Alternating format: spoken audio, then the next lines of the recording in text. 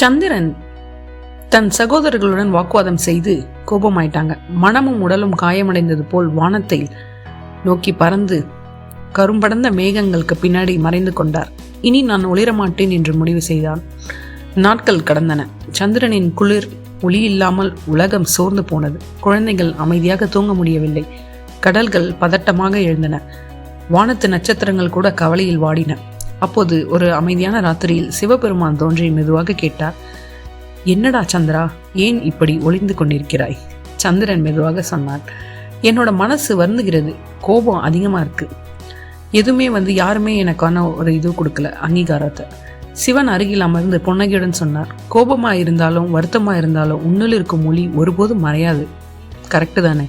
மனம் அமைதியாகட்டும், மெதுவா பின்னாடி நீ மீண்டும் ஒளிர்வாய். அவ்வாறு சொல்லி சிவன் தனது ஜடைகளில் சந்திரனை மெதுவாக வைத்தார்.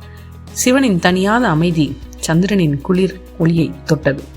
சிறிது சிறிதாக சந்திரன் மீண்டும் ஒளிரத் தொடங்கினார். முதலில் ஒரு மெலிந்த அரை சந்திரனாகும், பிறகு ஒரு அழகான வளைவு ஆகிற மாதிரி ஒரு முழு பௌர்ணமியாகும். உலகம் முழுக்க நிம்மதி பரவியது. அப்போதுதான் சந்திரன் உணர்ந்தார், கோபமும் வருத்தமும் எப்போதும் நிலைத்திருக்காது, அமைதியே அவற்றை வேகமாக கடத்திவிடும் அப்படின்னு.